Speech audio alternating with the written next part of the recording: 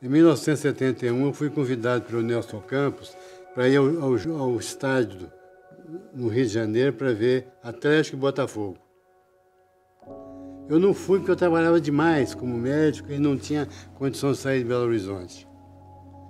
Eu estava ouvindo a irradiação, a torcida do Atlético chegou de ônibus atrasada. O jogo já estava em andamento, quando chegaram aqueles ônibus todos lá, né?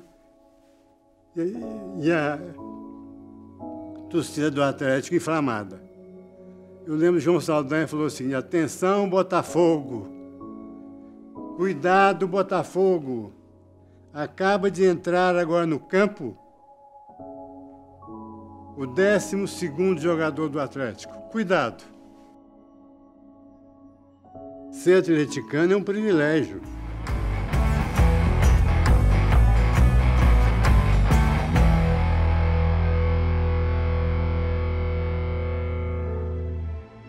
A construção da Arena MRV já está em andamento. Tudo pensado para incentivar ainda mais a sua maior força, a famosa e fanática torcida atleticana. Aí eu vim pensando no caminho, falei assim, qual que é a sua maior doideira pelo Atlético? Qual que é a coisa que você mais fez? Eu falo que foi Marrocos, pelo seguinte, porque não foi planejado. Aí no último jogo do Atlético no Campeonato Brasileiro, foi um empate com Vitória. Na hora que acabou o jogo, eu olhei para um amigo meu, que inclusive foi comigo ao Marrocos, vamos! Ele falou assim, bora! Aí, naquela mesma noite, eu liguei para um amigo meu que tem uma agência de viagens, que estava indo, né? Aí ele falou, ó, abre a agência agora, nós vamos lá para um domingo, depois do jogo, para tentar achar formas de chegar a Marrakech, né? E aquela vibração, embora tenha um resultado que não foi o que a gente gostaria que fosse, eu falo o seguinte, para ter chegado lá, tinha que ser campeão da Libertadores. Eu acho que a gente tem que dar valor a esse fato da história, né? O jogador dentro de um grande estádio, né? E aquela torcida toda gritar, eu acredito. A torcida atravessou o oceano para mais uma vez incentivar o Galo. Não deu para levar a taça, mas foi no Marrocos que nasceu um novo capítulo para a história vencedora do Atlético. E a hora que teve esse resultado, falou, agora também não queremos mais ficar aqui não. Tem 2 lugares que a gente não quer estar neste momento. Aqui, em Casablanca, né, em Marrakech, né, e em Belo Horizonte.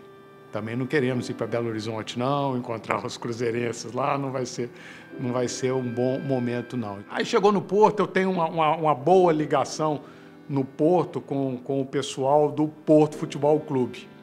Aí marcamos uma visita, e nessa visita, o Rubens deu um estalo nele e a gente começou a conversar. Puxa, falta para o Atlético um estádio, né? Falta um campo de futebol, a arena do Atlético.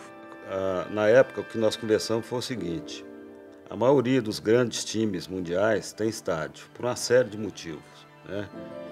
E o Atlético, sendo o maior de Minas e um dos maiores do Brasil, não poderia ficar sem o seu estádio. Era uma ideia meio a princípio assim, né? Meio fantasiosa, meio fantástica, né? Porque não adiantava, a ideia era ter um estádio, mas em moldes diferentes do que aqueles que já tinham sido construídos no Brasil. A gente teria que descobrir um jeito do Atlético ter a arena dele, ter o estádio dele, mas ele ser dono do estádio e ele aproveitar 100% de todas as propriedades comerciais que aquele estádio poderia gerar. Eu gosto de falar que os astros estavam alinhados. Muitas coisas aconteceram ao mesmo tempo. A chance de uma arena dar certo é muito pequena. Envolve tanta coisa, tantas possibilidades, tantas probabilidades, que depois que passou, quer dizer, a arena, acho que agora a chance de dar errado é praticamente zero. Nós em breve vamos ter ela inaugurada. Eu acho que a gente está aqui para construir. Nós viemos no mundo para construir. E o esporte é fundamental para o desenvolvimento social. O esporte é um bom exemplo, né? E o Brasil precisa muito disso. Então, eu acho que, de certa forma, você está retornando para a sociedade uma coisa que a sociedade deu para você. Então, eu considero isso um ato de filantropia, que é uma coisa que eu defendo muito, que eu gosto muito. Eu acho que que é um ato humanitário. E somando tudo isso, é para o Atlético, você vai alegrar 9 milhões de pessoas, você vai trazer um benefício social enorme. Lá no campo vai ter o Instituto Atlético, que vai também ter trabalhos sociais. Então, como eu te falei, os astros estavam alinhados e surgiu a oportunidade. E eu acho que a família, fica muito satisfeita de poder, naquela hora, fazer essa doação e viabilizar esse grande projeto. Tivemos muitas alegrias com o Atlético, né? As duas últimas, a Copa do Brasil e o Campeonato da Libertadores de 2013, né? Envolvemos a família toda sempre com o Atlético, e o Atlético é uma paixão muito grande. Eu acho que esse estádio que vem agora, ele vem coroar com chave de ouro aquilo que o atleticano merece, que é ter sua casa e uma casa que a gente possa se orgulhar dela. Foram meses de muita conversa, negociação, planejamento e cálculo financeiro, até que o martelo foi batido. A Arena MRV começou a virar realidade. A obra começou no momento da pandemia, né? Que a gente teve no dia 16 de março, que era uma segunda-feira, foi quando a cidade fechou e foi quando a gente teve a autorização de movimentação de terra. Imediatamente a gente já começou com a terraplenagem, fazendo a limpeza da vegetação, da camada vegetal, tirando o que a gente chama de topsoil, e começamos a atacar então todas as frentes que a gente havia planejado. A gente já imaginava que haveria muita dificuldade para a canalização do córrego existente, né? Esse fluxo que existia, esse fluxo permanente, que existia lá no início da obra, ele continua acontecendo de forma permanente através do colchão de areia que foi implantado.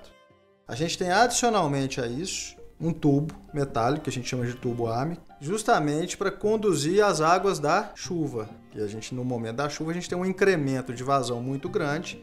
Então esse sistema de areia, esse colchão de areia, ele não comportaria isso. Haveria o quê? Um represamento a montante ali da canalização.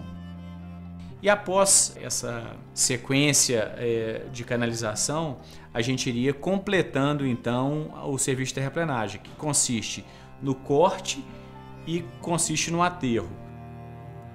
Então o material é escavado e transportado para os locais de aterro.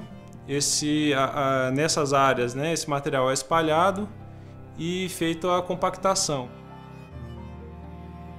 Onde que a gente vai começar agora já a montagem dos pilares, né, que a gente faz concomitantemente, né, embora a gente não tenha terminado a terraplenagem, a gente está no meio das fundações, a gente já começa a liberar frentes de montagem da estrutura. Então agora dia 18 de dezembro a gente já começa a montar alguns pilares pré-moldados aqui nessa área prioritária.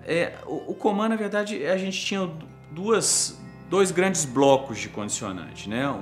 São as condicionantes ambientais e as condicionantes viárias. Desde a preservação da área aqui interna, a conservação da mata dos morcegos, os controles que a gente precisa fazer aqui internamente em questão de água, tem diversas condicionantes ambientais. Então era uma área que tinha bastante antrópica, né? Tem bastante influência humana nessa área, né? Em alguns locais aqui tinha um lançamento de lixo, entulho, mas essa área aqui onde tem as nascentes, né, a gente achou a área mais interessante do ponto de vista ecológico aqui do terreno da Arena MRV e resolveu preservar essa área, né? Principalmente por conta das nascentes. A gente percebe de forma bem clara, em pouco tempo, como que a natureza aqui tem se regenerado. Por mais que isso aqui seja ainda uma área em regeneração e com influência antrópica grande, ela é, assim, bastante importante, porque ela é um remanescente de Mata Atlântica aqui dentro da cidade de Belo Horizonte. Toda nova etapa é bem comemorada, né, pelas dificuldades que existem. Então hoje você vê que está cheio aqui, todo mundo acompanhando, todo mundo empolgado aí com a primeira montagem da estrutura. E agora a gente dá sequência, né? Nós estamos continuando na sequência de fundação, de blocos, e vamos dar sequência também na montagem dos pilares, a princípio nos pilares pré-moldados, que são esses. Em janeiro a gente entra com os pilares já com a estrutura metálica, porque é uma combinação. Pré-fabricado são mais de 6.000 peças. Então essa operação vai ter que se repetir mais de 6.000 vezes. E estamos contornando os problemas aí. Todo dia um leão aí. Por mais que você planeje, você tem que todo dia ajustar, replanejar. Mas isso é o dia a dia, a gente acostuma. Nós estamos ali aproximadamente da terraplenagem total com 85% dela completa. Nós já finalizamos 95% de todo o corte do material na arena. Estamos com um aterro aproximadamente entre 75% e 80% completo também. E agora, nesses próximos meses, a gente vai finalizar esse aterro para que a gente possa dar sequência nas atividades de fundação e estrutura. A preparação do terreno ela se dá basicamente em 2 níveis. E aqui a gente vê também onde que o córrego passa, né? Ele vem fazendo esse caminho aqui assim, ó, até desembocar aqui embaixo. Quer dizer, a Arena MRV vai ser a última geração de estádios no mundo, né? Igual nós, são poucos que existem, né? Para você ter ideia, vai poder fazer um show, por exemplo, no sábado à noite e no domingo vai poder ter jogo.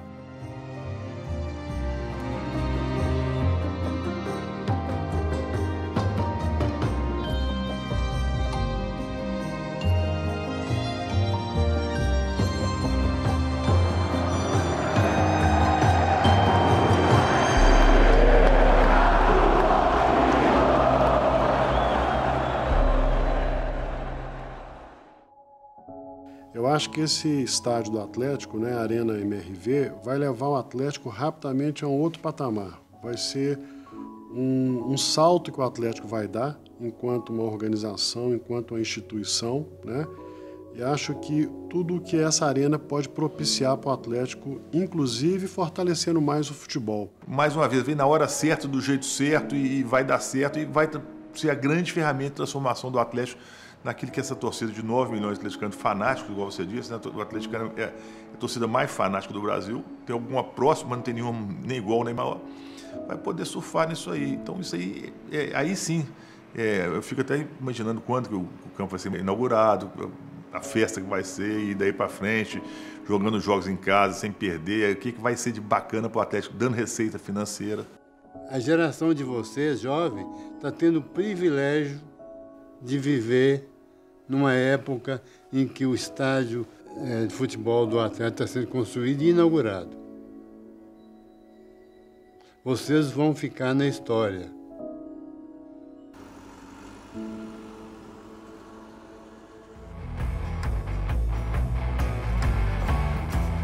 No próximo episódio, as estruturas da arena começam a tomar forma.